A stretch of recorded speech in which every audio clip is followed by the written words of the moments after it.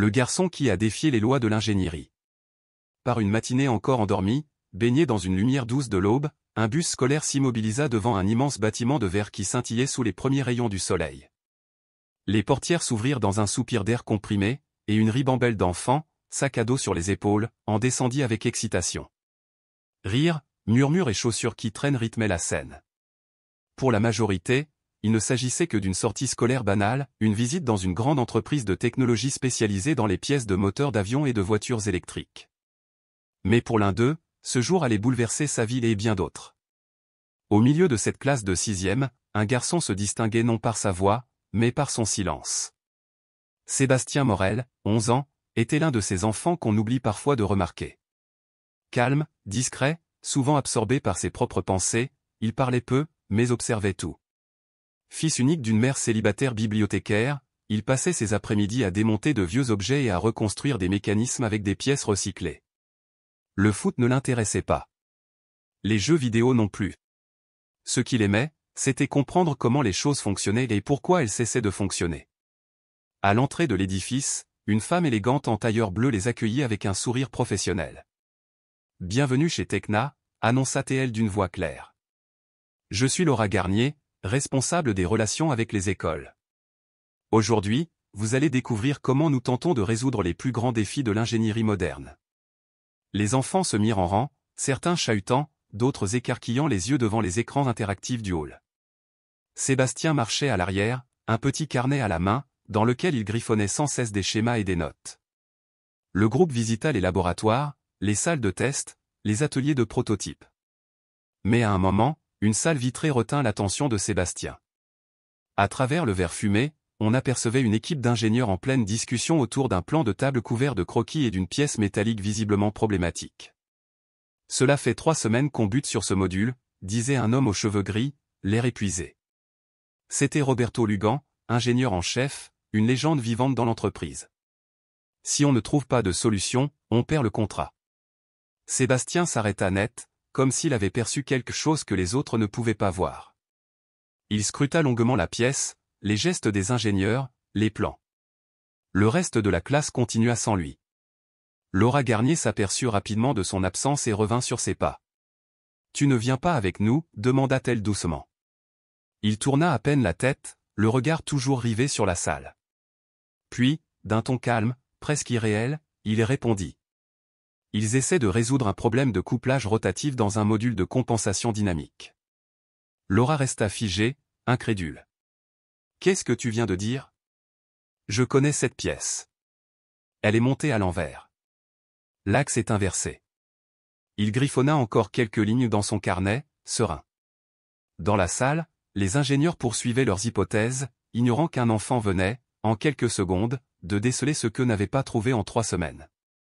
Pendant ce temps, dans la salle de conférence, l'ambiance était lourde. 30 ingénieurs de haut niveau étaient réunis autour d'une table saturée de plans, d'outils, de simulateurs et de tablettes. Leur mission, comprendre pourquoi un composant central du nouveau moteur hybride échouait systématiquement en test réel. Ce module devait stabiliser le transfert d'énergie entre le moteur principal et les systèmes secondaires. Mais il renvoyait des données incohérentes, malgré les simulations impeccables. Peut-être que le problème vient de l'interaction avec le mouvement réel, proposa l'un. On a testé ça. Ce n'est pas ça, répondit un autre. Plus de 240 essais. 3 audits externes. Des nuits blanches. Aucune solution. Dans le couloir, Sébastien continuait à observer. Il ne bougeait presque pas, mais son esprit travaillait à toute vitesse. « Tu connais cette pièce ?» demanda Laura, à la fois curieuse et troublée. Quelque chose de similaire. Mon grand-père avait un vieux manuel sur les turbines. Puis, d'une voix posée, si on tourne l'axe de 180 degrés et qu'on reconfigure la polarité du capteur, le système se stabilisera. Laura le fixa. Il ne récitait pas. Il savait. Chaque mot était pesé. Elle frissonna. Sébastien. Tu réalises ce que tu es en train de dire ? Il acquiesça, sans détourner les yeux. Le problème est physique. Pas numérique. Il cherche dans le logiciel, mais c'est l'assemblage mécanique qui est fautif. À cet instant, Roberto Lugan sortit de la salle, un café à la main. Il surprit leur échange. Que se passe-t-il ici, gronda Théil, d'un ton sec. Laura prit une inspiration. Cet enfant pense que le dysfonctionnement vient d'un axe inversé. Il dit que ce serait une erreur de montage, pas un bug informatique. Roberto éclata d'un rire sceptique. Tu as quel âge, gamin? 11 ans. Roberto haussa les sourcils. Un gosse de 11 ans prétendait avoir trouvé la solution à leur cauchemar technique? Il retourna dans la salle en secouant la tête, mais les paroles du garçon s'inscrivirent quelque part dans son esprit. Par curiosité ou intuition, il modifia la configuration du module dans le simulateur. Il pivota l'axe, ajusta la polarité. Les écrans clignotèrent. Puis, lentement, les valeurs commencèrent à se stabiliser. Le silence se fit. Un ingénieur demanda. « Tu as changé quoi ?» Roberto répondit, presque incrédule. « J'ai juste tourné l'axe. Reconfigurer la polarité. C'est un gosse qui me l'a dit. » Tous tournèrent la tête vers la vitre. Sébastien était encore là, son carnet à la main, immobile. Un silence respectueux suivit. Puis Roberto déclara. « Faites-le entrer. » Ce fut ainsi que, pour la première fois, un enfant en uniforme scolaire franchit les portes d'une salle de recherche avancée réservée aux plus grands ingénieurs du pays. Sébastien entra, comme on entre dans un sanctuaire. Il n'y avait rien d'extraordinaire dans son allure, des chaussures élimées, une chemise blanche froissée, un carnet abîmé. Mais dans ses yeux brillait une clarté que peu possédait. Des murmures fusèrent. C'est une blague? Il doit être le fils d'un employé. Sébastien ne dit rien. Il s'approcha calmement de la table. Ses yeux balayèrent la pièce métallique, les capteurs, les fixations, les interfaces. Puis il leva la tête vers Roberto. « Je peux poser une question ?» Roberto croisa les bras. « Vas-y. » Le garçon montra un point précis du module. « Pourquoi ce capteur est-il placé ici? Il mesure la charge, mais n'est pas aligné avec la direction de tension réelle. S'il est décalé de 12 degrés, il capte des interférences. » Les ingénieurs échangèrent un regard. Un frisson parcourut la pièce. Ce n'était pas un hasard. Ce n'était pas de la chance. C'était un regard neuf, libre des conventions, porté par une intelligence brute et une logique pure. Ce jour-là, un enfant a vu ce que 30 ingénieurs n'avaient pas vu. Mais plus encore, il leur a rappelé pourquoi ils avaient un jour choisi de devenir ingénieurs, non pas pour les titres, les protocoles ou les honneurs, mais pour comprendre. Pour inventer. Pour oser. Sébastien ne changea pas le monde en un jour. Mais ce jour-là, il a changé le regard que le monde portait sur lui. Et parfois, c'est tout ce qu'il faut pour commencer une révolution. Combien de fois avez-vous tenté d'inverser l'axe avant de calibrer le couple? Demanda Sébastien d'un ton calme mais assuré. Un murmure gêné parcourut la salle. Les regards se croisèrent, certains surpris, d'autres agacés. Un jeune ingénieur, sans doute le plus novice du groupe, leva les yeux vers l'enfant avec étonnement. Aucune, répondit-il après un moment d'hésitation. L'axe a été conçu pour une seule direction. Alors l'erreur ne vient pas de la conception de l'axe, répliqua Sébastien avec une clarté implacable, mais de l'hypothèse sur sa fonction. Un silence épais et pesant s'abattit sur la pièce, comme si les murs eux-mêmes retenaient leur souffle. Roberto Serra, les lèvres crispées, prit la parole. Tu comprends ce que cela implique? Tu es en train de remettre en question la logique de base de toute notre architecture système. Oui, répondit simplement l'enfant. Parce que c'est cette logique qui est défaillante. Un des ingénieurs ricana, un rire sec et condescendant. Très bien, très bien. Et que propose notre petit génie? Qu'on remplace toute la chaîne d'assemblage juste parce que ça ne lui plaît pas? Il n'est pas nécessaire de tout changer, dit Sébastien, toujours aussi serein. Il suffit d'ajuster la séquence de rétroaction et de reconfigurer le sens de lecture. Les visages se figeaient, entre stupéfaction, scepticisme et un brin d'amusement. Un homme se leva, visiblement irrité, et s'adressa à Laura Garnier, l'ingénieur responsable de la visite. C'est insensé. Nous avons une réunion cruciale avec les investisseurs dans 3 jours, et tu nous amènes, ça? Laura baissa les yeux. Ce n'était pas son intention de semer le trouble. Elle voulait simplement offrir aux élèves une journée éducative. Elle ne s'était pas attendue à ce qu'un enfant bouleverse l'ordre établi avec une seule question. Écoutons-le encore une minute, s'il vous plaît, dit-elle dans un souffle. Mais tout le monde ne partageait pas sa patience. Le docteur Adrien Chevalier, une sommité dans l'ingénierie, se leva lentement, les mains dans les poches. Il s'approcha de Sébastien, le fixant de son regard dur. « Dis-moi, Sébastien. Tu sais combien d'années d'études j'ai faites ? » « Non, » répondit l'enfant honnêtement. « 32. J'ai travaillé chez Airbus, Tesla, et dans 2 agences spatiales. Tu sais ce que ces entreprises ont en commun ? Elles ont toutes eu un jour des gens qui se sont trompés, répondit l'enfant d'une voix tranquille. Cette fois, un petit rire éclata dans la salle. Mais ce n'était ni moqueur, ni méprisant. C'était un rire d'étonnement. La réponse, bien que simple, avait touché juste. Adrien resta figé, sans mots. C'est alors que Martin Dupuis, un jeune ingénieur resté silencieux jusqu'à présent, fit un pas en avant. « Sébastien, est-ce que ça te dérangerait de nous montrer ce que tu trouves incorrect dans notre design ?» L'enfant hocha la tête. Il sortit calmement son carnet de son sac, le posa sur la table, et l'ouvrit à une page couverte de croquis soignés. Les schémas étaient précis, complexes, élégants. Au centre, une modification subtile mais fondamentale de la pièce d'origine. Pendant un instant, la tension dans la pièce céda la place à une concentration pure. La salle, jusqu'alors théâtre de lutte d'ego, devint un espace d'écoute. Derrière la vitre, un homme observait sans être vu. Il s'agissait de M. Delcourt, directeur général de Technéa. Il n'avait pas été convié officiellement, mais des rumeurs étaient parvenues jusqu'à lui. Ce qu'il voyait maintenant le laissait sans voix. Cet enfant n'était pas ordinaire. Martin Dupuis prit le carnet entre ses mains comme s'il manipulait une pièce d'art. Il parcourut les schémas avec attention, son expression changeant lentement de l'incrédulité à l'admiration, puis au respect. « C'est cohérent, murmura-t-il. Ce n'est pas un dessin d'enfant. C'est une refonte complète. »« Que veux-tu dire ?» demanda Adrien Chevalier depuis le fond de la pièce. « Je veux dire que si nous mettons en œuvre ce que propose cet enfant, nous pourrions stabiliser le module sans modifier son architecture externe. » Le changement d'atmosphère fut instantané. Là où il y avait du sarcasme, naquit une curiosité mêlée de respect. Une brèche venait de s'ouvrir dans l'armure de l'expertise. Laura sentit un frisson. Elle ne contrôlait plus ce qui se passait, mais elle savait qu'elle ne devait surtout pas l'interrompre. « Tu peux l'expliquer toi-même » demanda Martin à l'enfant. Sébastien acquiesça et s'avança vers le tableau numérique. Il s'y installa avec une aisance qui stupéfia l'auditoire. Il redessina calmement sa proposition, reconfiguration de la séquence de couple, inversion de l'axe avec un ajustement angulaire progressif, et inversion du signal de lecture du capteur.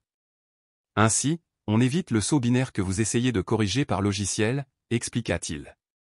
Parce que l'erreur n'est pas numérique. Elle est structurelle. Roberto Lugan, jusqu'ici impassible, s'approcha.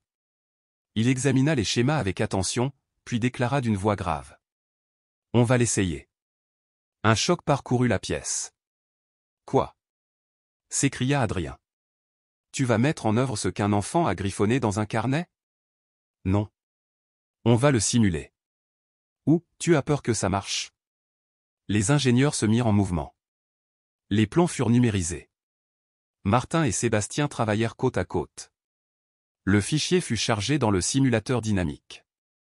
Au fond du laboratoire, M. Delcourt observait toujours, fasciné. Il avait reçu une alerte de sécurité pour intrusion d'un mineur en zone restreinte.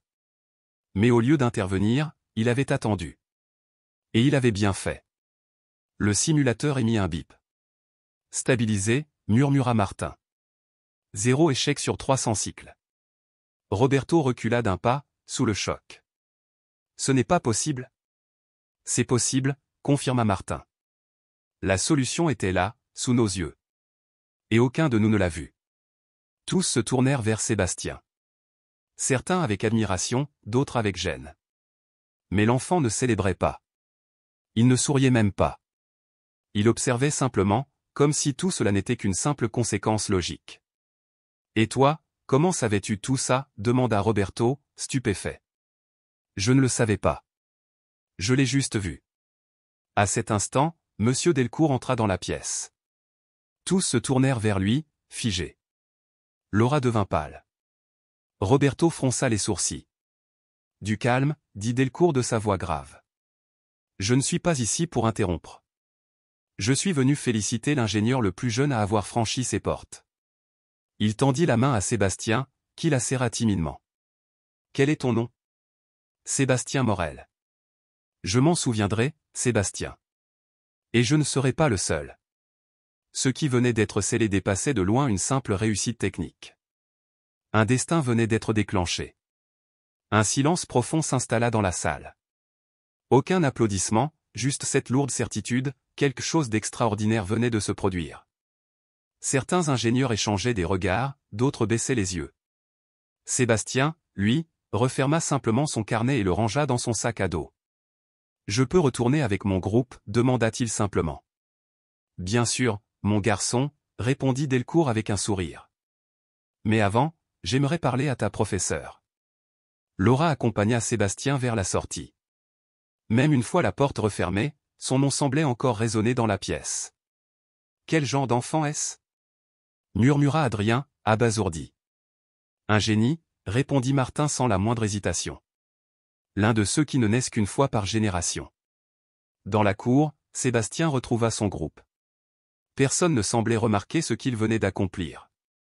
Tandis que ses camarades riaient, prenaient des photos, ou jouaient à la course, lui s'installa tranquillement sous un arbre et sortit son carnet. Il se mit à dessiner une turbine qu'il avait entrevue plus tôt dans un atelier. La professeure de sciences, Camille Estrade, s'approcha doucement. « Ça va ? Laura m'a dit que tu étais dans une des salles. »« Oui, » répondit-il sans relever les yeux. « Je leur ai juste montré quelque chose. »« Ils t'ont bien traité ? » ?»« Oui. » Camille le regarda en silence. Elle le connaissait depuis 2 ans. Elle savait qu'il n'était pas tout à fait comme les autres.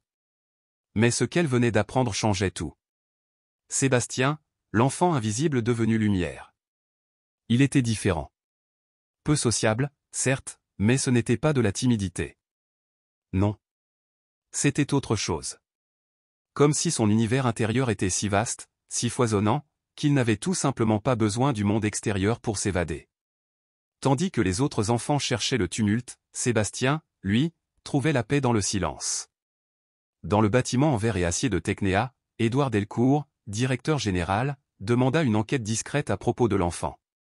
Il s'était montré bien trop brillant pour passer inaperçu.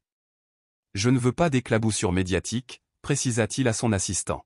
« Je veux juste savoir qui il est. » En consultant les dossiers scolaires, les informations se révélèrent étonnamment maigres. Sébastien Morel, 11 ans. Fils unique. Mère, Claire Morel, bibliothécaire dans une école primaire. Pas de diplôme universitaire, pas de réseaux sociaux, une vie discrète dans un quartier modeste. Père absent. Rien de particulier. Et pourtant, un détail attira l'attention, aucun dossier médical, aucun suivi psychologique, aucune inscription à un concours, une olympiade ou un programme pour enfants précoces. C'était comme s'il avait grandi dans une brume douce et impénétrable. Invisible pour le système. Et comment a-t-il pu arriver ici sans que personne ne le remarque, murmura Édouard Delcourt. Peut-être n'a-t-il jamais eu besoin d'être remarqué, répondit Laura Garnier, son assistante, qui avait tout entendu depuis l'entrée. Tu crois qu'il comprenait tout ce qu'il disait ce jour-là? Je ne le crois pas, répondit-elle. J'en suis certaine. Il a un esprit formé autrement. D'une manière que nous ne comprenons pas encore. Ce soir-là, dans leur modeste appartement, Sébastien dînait en silence avec sa mère. Leur routine. Claire, en face de lui posa une simple question, alors, cette sortie scolaire? Bien. C'était intéressant, répondit-il. Elle lui sourit, paisiblement. Elle savait que son fils ne disait que ce qui avait du sens. Il ne parlait jamais pour remplir l'air. Tu as appris quelque chose de nouveau. Sébastien hésita, leva les yeux. Non. Mais pour la première fois, on m'a écouté. Claire le regarda longuement. Elle ne comprenait pas tout, mais elle sentait que ce moment comptait. Elle lui ébouriffa les cheveux et commença à débarrasser la table. Dans son sac à dos, ouvert sur le bureau, un carnet montrait une page spéciale, un schéma corrigé du système de propulsion. En bas, une phrase, griffonnée d'une écriture droite.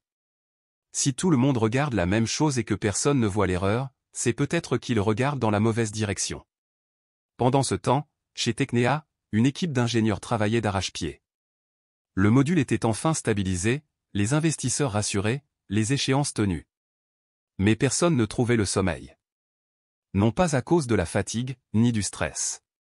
Mais parce qu'ils avaient été surpassés par un enfant. Et ce n'était que le début. 2 jours après l'incident, une lettre officielle fut envoyée au lycée public Thomas Edison. Elle portait le sceau doré de Technea, la société d'ingénierie la plus prestigieuse du pays. À l'intérieur, une invitation à l'intention de Sébastien Morel. Il souhaitait le recevoir de nouveau, cette fois pour une journée complète d'observation dans leur laboratoire principal. Lorsque la directrice lut la lettre, elle crut d'abord à une mauvaise blague. Même Sébastien, en recevant l'annonce, demanda plusieurs fois s'il ne s'agissait pas d'une erreur. Camille Estrade, sa professeure de sciences, confirma avec un sourire. Oui, Sébastien. C'est bien toi qui as trouvé la panne que 30 ingénieurs n'arrivaient pas à expliquer. Mais comment, demanda un autre professeur. Il ne participe même pas au concours scientifique. Il n'a jamais cherché à se faire remarquer. Parce qu'il ne cherche pas la reconnaissance, répondit Camille. Il cherche à comprendre. La nouvelle se répandit vite dans les couloirs du lycée. Certains enseignants commencèrent à le regarder autrement, avec un mélange d'admiration et d'incrédulité. Mais Sébastien, fidèle à lui-même, continuait d'arriver tôt, son carnet en main, toujours assis au dernier rang, ne parlant que lorsqu'on lui posait une question directe. Ce même après-midi, une voiture aux vitres teintées s'arrêta devant leur immeuble. Claire ouvrit la porte, les mains encore couvertes de farine, le tablier de cuisine froissé. « Madame Claire Morel ?»« Oui. »« Que se passe-t-il ?»« Nous sommes représentants de Technea. Nous venons pour parler de votre fils. » « Il lui est arrivé quelque chose ?»« Non. Il a accompli quelque chose d'extraordinaire. » Ils l'invitèrent à les accompagner avec Sébastien dans les locaux. Ils voulaient lui expliquer ce que son fils avait accompli. Lui parler d'avenir. Elle hésita, méfiante. Mais accepta. Pendant le trajet, elle ne parla presque pas assis à côté d'elle, Sébastien regardait le paysage défiler avec un calme étrange. Pas de peur. Juste, l'intuition que quelque chose changeait. Chez Technea, ils furent accueillis par Édouard Delcourt et Laura Garnier. « Madame Morel, c'est un honneur de vous recevoir, dit-il. Votre fils nous a profondément impressionnés. » Claire le regarda, puis se tourna vers son enfant. Sébastien ne fait qu'observer. Il a toujours été comme ça. Mais ce qu'il observe, il le comprend. Et ce qu'il comprend, il le transforme. Ils leur montrèrent les laboratoires, les plans désormais repensés. En bas de ces schémas, une petite mention manuscrite, inspirée du carnet de Sébastien Morel. Édouard demanda, a-t-il déjà été évalué professionnellement? Par un neurologue, un psychologue? Oui, quand il avait 5 ans. On a parlé d'hypersensibilité cognitive. Mais il n'y avait pas de moyens pour poursuivre les examens. Alors, on a fait avec. Et comment a-t-il appris tout cela? Claire baissa les yeux. Mon père était mécanicien aéronautique. À la retraite. Il lui expliquait tout, avec des pièces usées, des manuels déchirés. Il est mort il y a 2 ans. Un silence lourd s'installa. Donc tout ce qu'il sait, il l'a appris seul, murmura Laura, bouleversée. Non. Pas seul. Avec des livres d'occasion. Des objets cassés. On n'a jamais eu grand-chose. Mais lui, il voit ce que moi, je n'ai jamais su voir. Avant de repartir, Sébastien s'arrêta devant un énorme moteur de turbine exposé dans le hall. « Je peux le toucher ?» demanda-t-il. « Bien sûr » répondit Édouard. Il posa sa main sur le métal glacé. Ferma les yeux. « Tu sais ce que tu touches ?» demanda Laura, curieuse. « Oui. Une carte de pression. Une danse de chaleur. C'est comme s'il me parlait. » Édouard se tourna vers Laura, « Je veux que vous enquêtiez sur tout ce que nous pouvons légalement entreprendre. Cet enfant ne doit pas nous échapper. » Mais Sébastien n'était pas un projet. Il était une tempête silencieuse. Une anomalie sacrée. Une promesse vivante à laquelle personne n'était encore prêt. Les jours suivants, il revint 2 fois à Technea. Pas comme invité. Comme collaborateur. On lui donnait des plans incomplets, des exercices simulés. Et chaque fois, il repérait l'élément invisible, l'erreur ignorée, le détail oublié. Ce n'est pas de la magie, disait Martin Lapointe, ingénieur senior, fasciné. C'est de la logique pure. Sans le bruit de l'ego. Sans la peur de se tromper. Martin devint une sorte de mentor officieux. La seule à le traiter comme un égal, pas comme un trophée ou un phénomène de foire. Mais tout le monde ne partageait pas cet enthousiasme. Dans une salle de pause, deux ingénieurs murmuraient. Ça va trop loin. Ce gamin est en train de nous remplacer. Et tu proposes quoi? Qu'on fasse comme s'il n'existait pas? Non. Mais on ne peut pas laisser un enfant, sans diplôme, décider de l'avenir d'une entreprise de cette envergure. Tu entends ce que tu dis. Et toi, tu te rends compte de ce qui est en train de se passer? Ils avaient passé des années à étudier, à se former, à concourir pour des places convoitées, à gravir les échelons avec rigueur et ambition. Et voilà qu'il suffisait d'avoir 11 ans et un simple cahier pour tout remettre en question. Cette pensée, d'abord furtive, s'insinua comme une graine dans l'esprit de plusieurs ingénieurs. La graine de la résistance. Pendant ce temps, Sébastien sentait que quelque chose avait changé autour de lui. Ce n'était pas de l'hostilité franche. C'était plus insidieux, des regards fuyants, des demi-mots chuchotés dans les couloirs, des silences qui pesaient davantage que les reproches. Même Laura, pourtant si bienveillante envers lui, ne pouvait cacher son inquiétude. « Tu te sens bien ici ?» lui demanda-t-elle un jour, alors qu'il s'appliquait à modéliser un système d'amortissement thermique. « Oui. Mais eux, non. Eux. Ceux qui ne veulent plus se tromper, parce qu'ils croient que l'erreur les rend moins bons. » Laura resta sans voix. En quelques mots, l'enfant avait formulé ce qu'elle-même n'avait jamais réussi à nommer. À la maison, Claire Morel observait des changements subtils chez son fils. Il ne parlait pas davantage, mais quelque chose bouillonnait en lui. Il passait des heures à dessiner, se réveillait parfois en pleine nuit pour griffonner des idées sur un carnet. Un soir, alors qu'ils dînaient dans le silence paisible de leur petit appartement, il leva les yeux vers sa mère et dit doucement. « Quand quelque chose est cassé, il faut toujours essayer de le réparer. »« De quoi parles-tu ?»« Des gens. » Claire le fixa tendrement. « On ne peut pas toujours réparer ce qui est brisé, mon chéri. Parfois, il faut apprendre à aimer ce qui reste encore intact. » Sébastien ne répondit pas. Mais cette nuit-là, il dessina quelque chose de nouveau. Ce n'était pas un moteur. Ni un circuit. C'était un visage humain, traversé de lignes fracturées. Et en dessous, il ajouta une simple note, le problème le plus complexe est celui qui refuse d'être résolu. Quelques jours plus tard, Martin reçut un appel de M. Delcourt. Une réunion privée. Il parlait d'un projet hautement confidentiel. Très ambitieux. Il disait avoir besoin de créativité brute, de pensée vierge, de regards qui ne soient pas encore corrompus par les limites apprises. « Tu veux que Sébastien le voie ?» demanda Martin, surpris. « Non. Je veux qu'il le dirige. » Martin resta interdit. C'était un enfant. Et pourtant, il était le seul capable de voir ce que personne d'autre n'osait regarder. Le jour dit, Sébastien fut conduit dans une aile du bâtiment qu'il ne connaissait pas encore. Derrière une porte blindée, un laboratoire futuriste, plongé dans la pénombre. Écran noir, projection holographique, une salle expérimentale. Un projet top secret, connu sous le nom de Code System ORA. Une technologie hybride d'énergie, capable d'alimenter des villes entières. « Nous voulons ton avis, » dit M. Delcourt. « Et si possible, une solution. » Sébastien s'approcha calmement. Il scruta les données qui flottaient autour de lui comme des lucioles numériques. Puis, d'une voix douce, il déclara. « Tout cela repose sur une idée fausse. » Laquelle? Que la limite est technologique.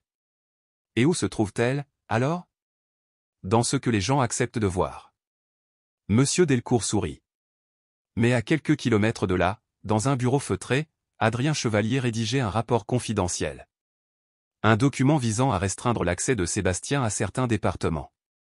Sous prétexte qu'on ne pouvait pas confier l'avenir d'une entreprise à l'intuition d'un enfant. Ce qu'il ignorait, c'est que cet enfant ne se contentait pas de transformer des schémas. Il commençait à métamorphoser l'âme de ceux qui l'approchaient. Un matin comme un autre, Sébastien arriva tôt à Tecna. Le projet Système entrait dans sa phase de révision technique. Martin l'accueillit avec un sourire teinté d'inquiétude. « Il y aura une présentation aujourd'hui », annonça TL. Le conseil d'ingénierie, des cadres, et même la presse interne seront là. Pourquoi? Ils veulent voir les avancées. Et, ils veulent que tu présentes une partie. Sébastien ne s'y a pas. Sont-ils prêts pour ça? Certains, oui. D'autres veulent juste te voir échouer. Ce que Sébastien ignorait, c'est que dans l'ombre, Adrien Chevalier et deux complices avaient trafiqué la simulation qu'il utiliserait. Leur objectif était limpide, provoquer son échec en public, pour pouvoir dire ensuite, voyez? Même un génie de 11 ans se trompe. Une simple question de hiérarchie, de territoire. À 10 heures précises, l'auditorium débordait de monde. Plus d'une centaine de personnes. Monsieur Lefebvre, ingénieur émérite, était là. Laura Garnier, anxieuse, s'était installée au premier rang. Claire Morel, silencieuse et droite, se tenait au fond. Monsieur Delcourt monta sur scène. Aujourd'hui, dit-il, nous voulons partager bien plus que des données techniques. Nous voulons vous montrer ce qui se passe quand un regard neuf s'ouvre sur le monde sans filtre. Il appela Sébastien. L'enfant s'avança, un carnet sous le bras. Pas de feuilles, pas de diapo.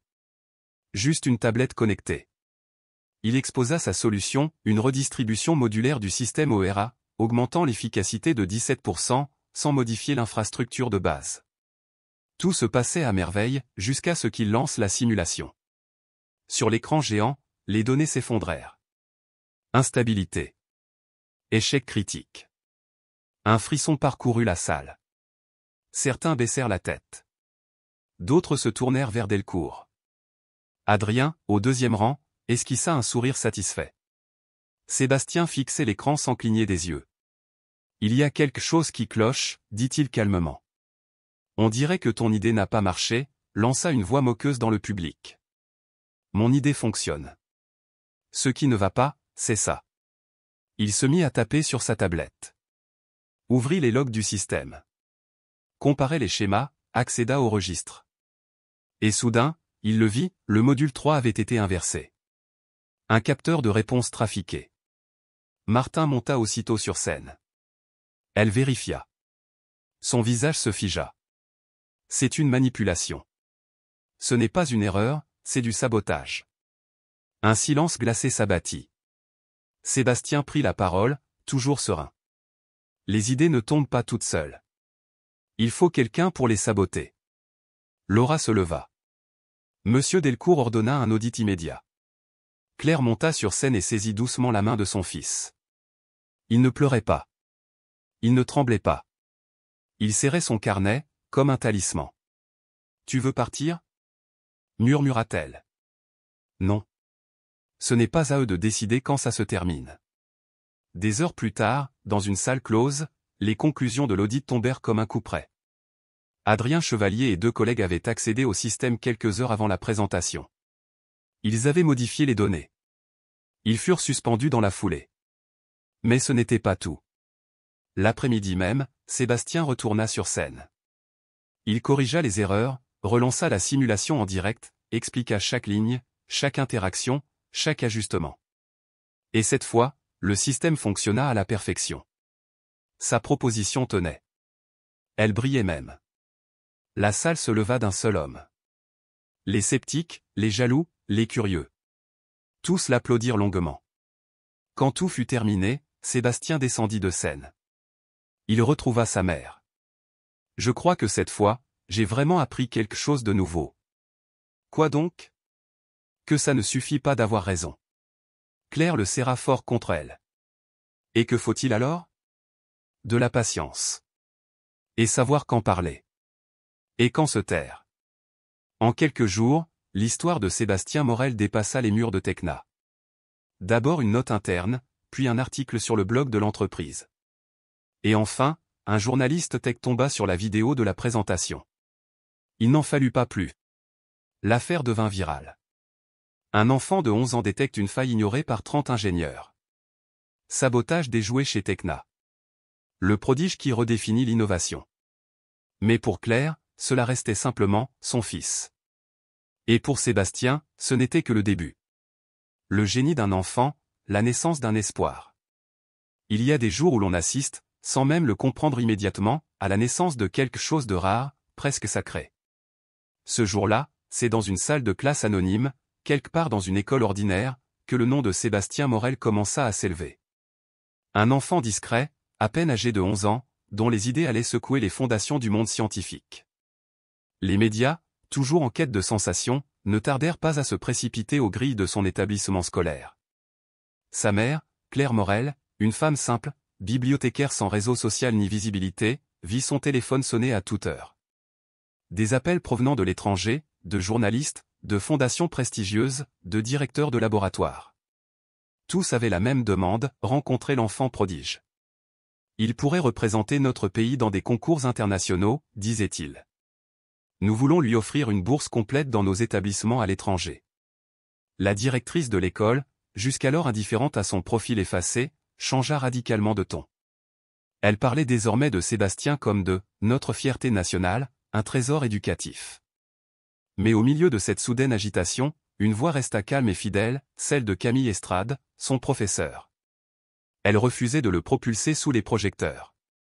Elle le protégeait avec une tendresse discrète. Un jour, elle lui demanda simplement. « Tu veux leur parler ? » ?»« Je ne sais pas. Je n'aime pas quand tout le monde parle en même temps. Tu peux choisir qui écouter, Sébastien. Mais eux ne m'écoutent pas, moi. » Pendant ce temps, chez Technéa, l'un des plus grands centres de recherche technologique du pays, Édouard Delcourt convoquait une réunion d'urgence avec son conseil. Il avait une proposition inédite, lancer un programme de mentorat scientifique pour les jeunes talents, en commençant par Sébastien. On ne peut pas laisser une intelligence pareille être broyée par la bureaucratie de notre système éducatif. Et s'il part à l'étranger, demanda un conseiller. Alors il partira en sachant que nous avons été les premiers à reconnaître sa lumière. Laura Garnier, l'ingénieur chevronné que Sébastien avait impressionné lors de sa première visite, proposa une idée encore plus audacieuse. Et si nous engagions sa mère comme bibliothécaire chez Technéa ? Elle pourrait l'accompagner, sans bouleverser son équilibre familial. La proposition fut acceptée à l'unanimité. Ce soir-là, Claire s'assit face à son fils, dans leur modeste cuisine. Entre eux, une pile d'enveloppes au logo flamboyant, laboratoire, université, centre de recherche. Certaines venues du Japon, d'autres de Stanford, du CNRS. On t'offre des choses que même les étudiants universitaires ne voient jamais, dit-elle. Des voyages, des bourses, des outils. Mais toi, qu'est-ce que tu veux faire ? Elle marqua une pause. Partir peut t'ouvrir le monde, Sébastien. Mais ça peut aussi te fermer des choses que tu n'as pas encore découvertes ici, les amis, l'odeur de ta maison, les mots que tu comprends sans avoir besoin de les traduire. Alors, qu'est-ce que je dois faire ? Claire lui caressa les cheveux. Ce que tu ferais si c'était une pièce cassée, regarde à l'intérieur, puis décide. Le lendemain, Sébastien entra dans les locaux de Technéa, son carnet sous le bras, le regard décidé. Il demanda à voir Monsieur Delcourt, Laura Garnier et Martin, un autre ingénieur qu'il respectait. « Je vous remercie pour tout ce que vous m'avez offert, dit-il d'un ton calme. Mais je ne veux pas devenir un symbole, ni un cobaye. » « Ce n'est pas notre intention, répondit Monsieur Delcourt avec gravité. Nous voulons seulement t'offrir ce que tu mérites. Alors laissez-moi venir ici, mais seulement si je peux dessiner en paix. Sans caméra. Sans applaudissements. Sans discours. » Monsieur Delcourt lui tendit la main, un sourire sincère au coin des lèvres. Marché conclu. Cet après-midi-là, dans un coin tranquille du laboratoire, Sébastien ouvrit une nouvelle page. Ce n'était pas un moteur qu'il esquissa. C'était une ville. Une ville vivante. Un réseau d'énergie reliant les foyers modestes au centre de recherche, un système fluide, sans hiérarchie, sans frontières. Et tout en bas de la page, il écrivit. L'intelligence véritable ne cherche pas à briller. Elle cherche simplement à servir. Ce que Sébastien ignorait, c'est qu'à l'extérieur de la pièce, un homme l'observait déjà. Un visiteur discret. Il ne portait ni costume, ni cravate, ni sourire commercial. Juste une chemise froissée, des lunettes rondes, un sac à dos en cuir usé. Il s'appelait Léonard Marchand. Professeur en système complexe à l'Institut Polytechnique de Lyon, l'un des centres les plus prestigieux du monde. Je ne suis pas venu pour lui offrir une bourse, dit-il à Monsieur Delcourt. Je suis venu pour l'inviter à penser autrement. Il fut conduit à une petite salle sans vitre ni écran, où il retrouva Sébastien. Il lui parla comme à un vieil ami. J'ai vu tes dessins. Ils ne sont pas juste techniques. Ils ont ce que nous appelons une âme structurelle. C'est quoi? Demanda Sébastien. C'est quand une machine ne se contente pas de fonctionner. Elle respire avec toi. Ça ne s'enseigne pas. Ça se ressent. Le garçon resta silencieux. Viens à Lyon pendant 1 mois. Pas pour étudier. Pas pour montrer. Juste pour observer. Et si ça ne me plaît pas? Tu nous serres la main, tu laisses un mot, et tu rentres chez toi. Le soir, Claire fut mise au courant. Tu n'es pas obligé d'accepter, dit Laura. Mais cette invitation est réelle. Et rare. Sébastien ne mangea pas. Il s'enferma dans sa chambre, dans le noir. Claire ne força rien. Elle glissa juste une tasse de thé devant sa porte, accompagnée d'un carnet à la couverture blanche. Le lendemain matin, il l'ouvrit et y écrivit. Il ne s'agit pas d'où l'on m'emmène, mais d'où je peux emmener ce que je suis. Il accepta. L'aéroport fut un univers inconnu. Les annonces dans des langues étrangères, les contrôles, les foules. Mais Sébastien ne tremblait pas. Il observait, curieux. À Lyon, Léonard l'attendait avec un petit groupe de chercheurs. Aucun tapis rouge. Aucune révérence. Juste une invitation à participer. À observer. À réfléchir. Pendant des semaines, Sébastien circula parmi les laboratoires comme une lumière tranquille. Il ne parlait pas beaucoup. Mais chaque fois qu'il traçait quelque chose dans son carnet, des regards se tournaient. Ses idées devenaient, sans effort, des solutions techniques. On n'a jamais vu ça, confia une ingénieure. Ce n'est pas du talent, c'est une autre manière de voir. Un midi, Léonard lui demanda. Qu'est-ce qui te manque le plus de chez toi? Le silence, répondit l'enfant. Ici, il y a trop de réponses. Pas assez de questions. Quand le mois toucha à sa fin, Sébastien rentra chez lui. Il n'emporta ni trophée, ni diplôme, ni photo. Juste un carnet rempli d'idées et une lettre, signée par l'équipe de Lyon. Sébastien Morel est le bienvenu ici, quand il le souhaite. Non comme élève, mais comme maître. À l'aéroport, Claire l'attendait. Elle ne dit rien. Elle le prit dans ses bras. C'était bien? Oui. Tu vas repartir là-bas? Pas pour l'instant. Pourquoi? Parce que je n'ai pas encore terminé ce que j'ai commencé ici. Le lendemain, Sébastien retourna à Technéa. Non pas au laboratoire, mais à la cafétéria. Il ouvrit son carnet et fit appeler Martin. J'ai une idée. Encore une? Une dernière, pour l'instant. Sur la page, il n'y avait ni moteur ni ville. Il y avait une école. Un lieu ouvert, où les enfants comme lui pourraient créer, expérimenter, comprendre. Un endroit où il n'aurait pas fallu une excursion pour être entendu. Et en bas de la feuille, il écrivit. Peut-être que je ne suis pas le plus intelligent. Peut-être que j'ai seulement été le premier à qui on a laissé la chance d'essayer. Les semaines passèrent. Sébastien retrouva sa routine. L'école, les dessins, les cahiers. Mais en lui, une graine avait germé. Elle n'était pas visible. Elle ne faisait pas de bruit. Mais elle grandissait, avec une seule promesse. Construire un monde où l'intelligence n'est pas un privilège, mais une possibilité offerte à tous. Sébastien franchit le seuil avec une détermination tranquille. Dans sa main, il ne tenait pas un nouveau schéma mécanique ni un plan d'optimisation énergétique. Il portait une simple chemise cartonnée remplie de feuilles imprimées, de croquis au crayon, de schémas griffonnés à la main. Ce n'était pas un nouveau système, non. C'était une école. Qu'est-ce que c'est? Demanda Laura, intriguée. Une proposition, répondit-il. Pour construire une salle de classe spéciale. Pour les enfants qui, comme moi, voient le monde autrement, mais n'ont personne à qui montrer ce qu'ils voient. Laura feuilleta les pages, son regard s'attardant sur chaque détail. Les plans étaient ingénieux, fonctionnels, peu coûteux, adaptables. Conçus pour les zones vulnérables, là où les murs tombent plus vite que les rêves. Comment as-tu eu cette idée? Souffla-t-elle, émue. Parce que si je n'étais pas parti en excursion ce jour-là, je dessinerais encore des systèmes pour Technéa, répondit-il. Il ne fallut pas longtemps pour que Technéa parraine le projet. Grâce au soutien de M. Delcourt, de Claire Morel, sa mère, et de Camille Estrade, son ancienne enseignante, une équipe se constitua en quelques semaines. Ensemble, ils lancèrent un prototype, une école mobile, installable dans les quartiers oubliés, fabriquée à partir de matériaux recyclés, alimentée par l'énergie solaire. L'accès numérique était limité, mais suffisant. Il n'y avait ni uniforme ni examen, juste des cahiers ouverts et des questions libres. Le jour de l'inauguration, aucun discours n'eut lieu.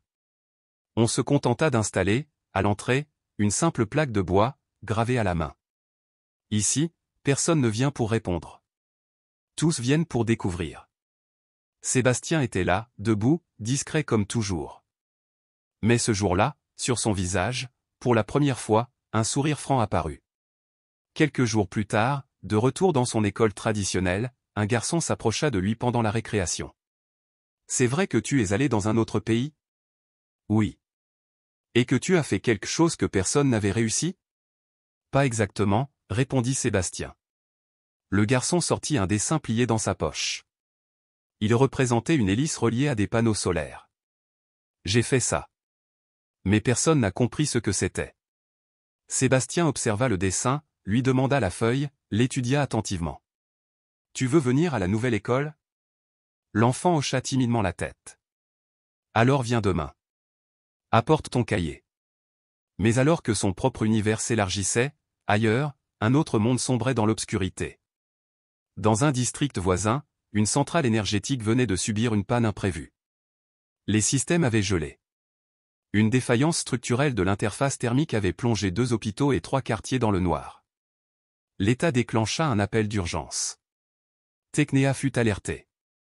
Monsieur Delcourt ne perdit pas une seconde et appela. « Sébastien, on a un gros problème. » « Qui est sur place ? » 30 ingénieurs. Et aucun ne trouve l'erreur. Un silence suivit. « Alors je dois y aller.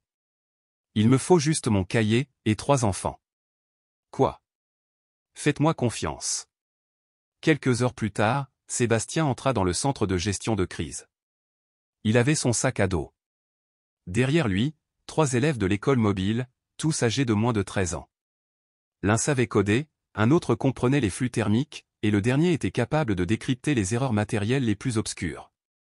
Alignés, silencieux, ils fixèrent les ingénieurs qui les observaient avec scepticisme. « Ce sont les renforts ?» lança quelqu'un avec ironie. « Non, » répondit Sébastien. « Ce sont ceux qui n'ont pas encore appris à avoir peur de se tromper. » En moins de 3 heures, ils trouvèrent la faille, un conflit dans les circuits thermiques combiné à une inversion du protocole de redémarrage. La centrale fut relancée. Les hôpitaux retrouvèrent la lumière. Un journal local titra ce soir-là. 4 enfants ont résolu ce que 30 adultes n'avaient pas pu. Mais Sébastien refusa les interviews. Il rentra simplement chez lui, ouvrit son cahier et écrivit. « Je ne suis pas un génie. J'ai juste eu la chance qu'on me laisse parler à temps. Maintenant, c'est à mon tour d'écouter les autres. » 2 années passèrent depuis l'incident à la centrale. Le nom de Sébastien Morel n'étonnait plus.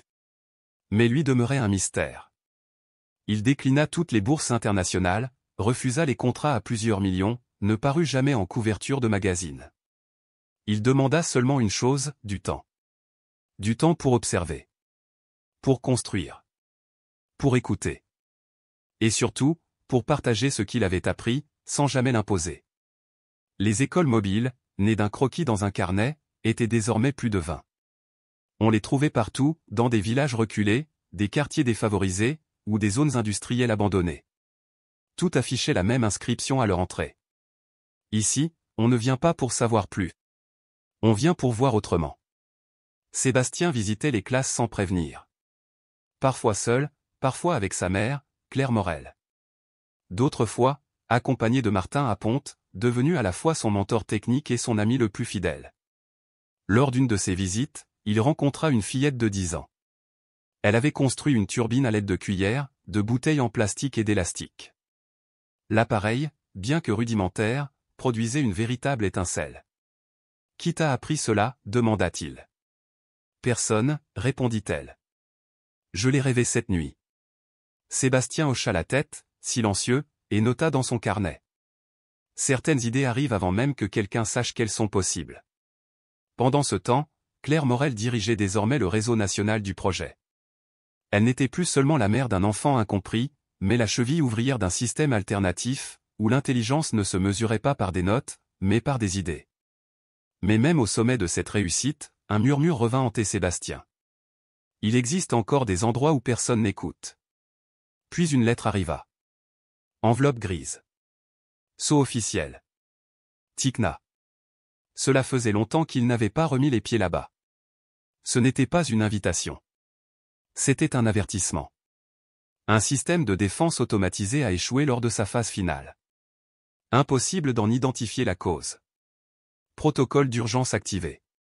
Certains ici pensent que tu devrais revenir. Sébastien posa la lettre. Sortit dans le jardin. Leva les yeux vers le ciel. Et écrivit. Une pensée devenue libre peut-elle revenir là où il n'y a que des portes fermées? Cette nuit-là, il ne dormit pas. Il relut la lettre. Pensa aux enfants. Aux classes mobiles. À l'enfant qu'il avait été. Et il sut. Cette décision ne lui appartenait pas. Car s'il retournait à Tikna, ce ne serait pas seul. Et ce ne serait pas pour réparer une machine. Mais pour remettre en question toute une structure qui, autrefois, l'avait ignoré. L'entrée de Tikna était toujours la même, vitre brillante, couloir lisse, badge magnétique. Mais ce jour-là, tout avait changé. Les agents de sécurité chuchotèrent. C'est lui. Oui, mais ce n'est plus un enfant. Sébastien franchit les portes sans précipitation. Il ne portait ni sac ni carnet. Juste une mallette. Et 4 jeunes, tous issus de son réseau. Aucun n'avait plus de 17 ans. Claire marchait derrière lui. Le visage apaisé. Martin les attendait dans le hall. Ils sont nerveux là-haut, murmura-t-il. Certains ingénieurs pensent encore que tu n'as pas ta place ici.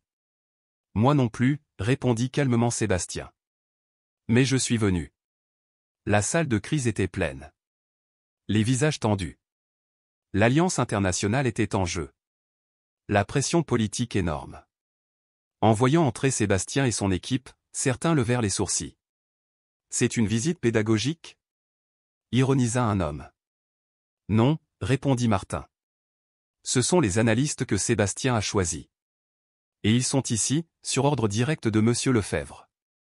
Sébastien s'avança. Se posta devant l'écran principal. Que savons-nous jusqu'à présent? Demanda-t-il. Et le silence, cette fois, n'était pas de défi. C'était le début d'un nouvel ordre. Une série d'échecs de redémarrage, des incohérences thermiques, des erreurs dans la couche de sécurité des capteurs, et toujours la même question suspendue dans l'air, pourquoi cela n'a-t-il pas encore été résolu? Parce que nous n'avons jamais trouvé le point d'origine, répondit calmement Sébastien. Il se tourna alors vers ses 4 compagnons, chacun d'eux prenant sans hésiter en charge une section du problème. En quelques minutes à peine, ils commencèrent à signaler des erreurs structurelles imperceptibles à l'œil nu, minimes en apparence, mais mortelles lorsqu'elles s'accumulaient. Leurs échanges étaient rapides, précis, presque silencieux, comme si une langue nouvelle les liait. L'un d'eux, à la voix grave malgré ses 14 ans, dit d'un ton posé. Vous essayez de contrôler ce système avec des paramètres humains. Mais il a déjà appris à s'auto-ajuster. L'erreur, c'est de croire qu'il a besoin d'un guide, comme s'il était aveugle. Un frémissement parcourut la salle. Des murmures d'étonnement, de crainte aussi. Un dirigeant demanda. Que propose l'équipe? Sébastien prit une inspiration lente et profonde. Ses yeux étaient calmes, ancrés dans une certitude nouvelle. Il faut réinitialiser le noyau logique. Non pas le reprogrammer. Ni le réparer. L'écouter. Le système dit qu'il ne fait plus confiance aux ordres qu'il reçoit. Il faut lui apprendre à décider, librement. Dans un cadre éthique. Un ingénieur fronça les sourcils. Tu veux dire, laisser une intelligence artificielle penser par elle-même? Sébastien secoua doucement la tête. Je ne dis pas qu'il faut la laisser penser. Il faut la laisser ressentir. Un silence dense et électrique tomba dans la pièce. Comme si tout venait de basculer, sans que personne ne sache encore dans quelle direction. Un ingénieur plus âgé se leva, les traits contractés par la colère. C'est absurde. Nous n'avons pas besoin de philosophie ici. Ce qu'il nous faut, ce sont des solutions techniques. Sébastien le regarda droit dans les yeux, sans arrogance, avec une force tranquille. Et c'est peut-être pour cela que vous n'avez rien résolu depuis des semaines. Dans un coin de la salle, Claire Morel observait la scène. Elle n'intervenait pas, mais dans ses yeux brillait une lumière silencieuse. Ce n'était plus un enfant qu'elle voyait, mais une force née du doute et nourrie par l'écoute. Son fils n'était plus un rêveur aux idées étranges. Il devenait un moteur de changement, capable de plier l'acier des institutions sans hausser la voix. Monsieur Delcourt arriva quelques instants plus tard. Il écouta attentivement les propositions, ne posa aucune question superflue, et sans demander la moindre autorisation, il déclara simplement. Mettez en œuvre le protocole de Sébastien. Immédiatement. Les techniciens se levèrent d'un bond et commencèrent à exécuter les changements. Dans le tumulte organisé, Sébastien rouvrit sa mallette, en sortit un carnet vierge, et le posa au centre de la table. Sur les pages, un nouveau design, une interface inédite, non pas pour séparer l'humain de la machine, mais pour les faire dialoguer véritablement. Laura Garnier s'approcha, curieuse. C'est ça, la suite? Non, répondit-il simplement. Ce n'est que le pont. La suite n'a pas encore de plan. Quelques minutes plus tard, les écrans s'illuminèrent. Le système se stabilisa. Tout se remit à fonctionner. Mais personne n'applaudit. Car ce qui venait de se passer n'était pas une victoire technique. C'était un avertissement silencieux, l'avenir ne pouvait plus être contrôlé. Il devait désormais être accompagné. Une semaine après la restauration du système Oera, un nouveau calme régna sur Technéa. Mais ce n'était plus le même silence. Il était plus épais, plus conscient. Dans les couloirs, les voix se faisaient basses. Les réunions commençaient sans bruit, les yeux levés vers des horizons nouveaux. Quelque chose avait changé. Sébastien, lui, ne demanda ni reconnaissance, ni poste, ni récompense. Il laissa simplement son carnet sur le bureau de Monsieur Delcourt, et dit. Ce qui vient après, n'a plus besoin de moi. Tu en es sûr? Demanda Monsieur Lefebvre. Sébastien sourit. Oui. Parce que maintenant, ils écoutent. Et il partit, sans applaudissements, sans caméra, sans discours d'adieu. Il rentra chez lui, aux côtés de Claire, comme toujours. Elle ne posa aucune question. Elle marcha juste à ses côtés, avec cette tendresse silencieuse qui sait quand il ne faut rien dire. Ce soir-là, alors qu'il se préparait à dormir, Claire lui apporta une tasse de thé fumant. Elle le regarda doucement et demanda. « Et maintenant, que vas-tu faire ?»« Ce que je faisais avant qu'on me voie. Chercher des questions que personne ne s'est encore posées. » Quelques semaines plus tard, lors d'une conférence à Paris sur l'innovation, son nom fut mentionné. Le professeur Vallot déclara devant une salle comble. Médina n'est pas un génie. C'est une faille. Un espace par lequel quelque chose de nouveau est entré, sans demander la permission. Et tous comprirent. Les carnets de Sébastien commencèrent à circuler anonymement. Numérisés par ses anciens élèves, traduits sur des forums, reproduits dans des salles de classe discrètes à travers le monde. Personne ne savait s'il avait donné son accord. Mais personne n'osait les arrêter. Parce que sur chaque page, dans chaque ligne, il y avait plus que des solutions. Il y avait la liberté. Dans une de ces classes, un enfant construisit un petit appareil capable de prédire les orages. Avec une simple boîte en aluminium, des capteurs recyclés et beaucoup d'intuition. Il leva les yeux, incertain. « Tu crois que ça va marcher ?» Sébastien le regarda longuement, puis sourit. « Et si ça ne marche pas aujourd'hui, je peux réessayer demain. » Non. Il hésita, surpris. Non, c'est quelque chose de différent. L'histoire de Sébastien Morel ne se termina ni par une médaille, ni par une statue, ni par une fondation. En vérité, on ne sut jamais si elle se termina vraiment. Car elle se poursuivait entre les mains des autres. Dans chaque carnet ouvert. Dans chaque enfant qui osait poser une question. Dans chaque enseignant qui osait écouter sans corriger. Même si son visage disparut des journaux, sa présence, elle, ne s'éteignit jamais. Elle resta là, comme un moteur silencieux, comme une question vivante, comme une flamme qui ne brûle pas, mais qui éclaire.